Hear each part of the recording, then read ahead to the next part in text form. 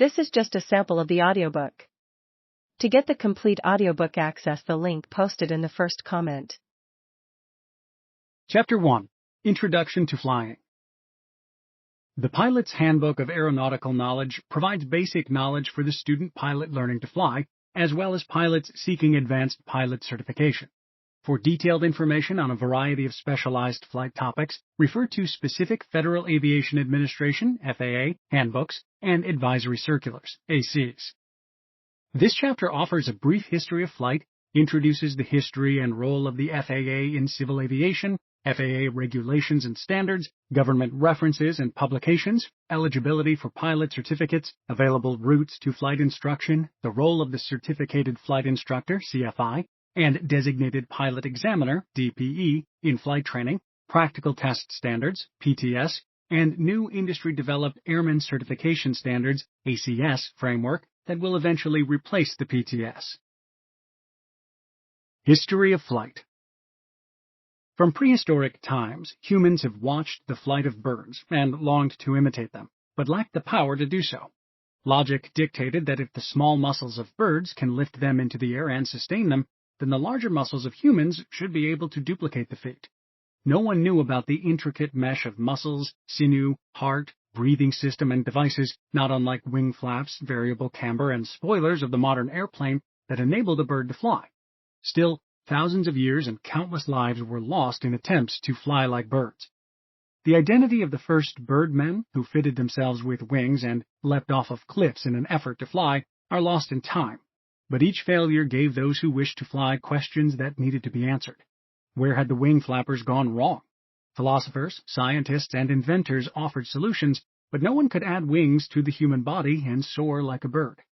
During the 1500s, Leonardo da Vinci filled pages of his notebooks with sketches of proposed flying machines. But most of his ideas were flawed because he clung to the idea of bird-like wings. By 1655, mathematician, physicist, and inventor Robert Hooke concluded that the human body does not possess the strength to power artificial wings. He believed human flight would require some form of artificial propulsion. The quest for human flight led some practitioners in another direction. In 1783, the first manned hot air balloon, crafted by Joseph and Etienne Montgolfier, flew for 23 minutes. 10 days later, Professor Jacques Charles flew the first gas balloon. A madness for balloon flight captivated the public's imagination, and for a time, flying enthusiasts turned their expertise to the promise of lighter-than-air flight. But for all its majesty in the air, the balloon was little more than a billowing heap of cloth capable of no more than a one-way, downwind journey. Balloons solved the problem of lift, but that was only one of the problems of human flight. The ability to control speed and direction eluded balloonists. The solution to that problem lay in a child's toy, familiar to the East for 2,000 years, but not introduced to the West until the 13th century: the kite. The kites used by the Chinese for aerial observation, to test winds for sailing, as a signaling device, and as a toy, held many of the answers to lifting a heavier-than-air device into the air. One of the men who believed the study of kites unlocked the secrets of winged flight was Sir George Cayley. Born in England 10 years before the Montgolfier balloon flight, Cayley spent his 84 years seeking to develop a heavier-than-air vehicle supported by kite-shaped wings. The father of aerial navigation, Cayley discovered the basic principles on which the modern science of aeronautics is founded, built what is recognized as the first successful flying model, and tested the first full-size man-carrying airplane. For the half-century after Cayley's death, countless scientists, flying enthusiasts, and inventors worked toward building a powered flying machine.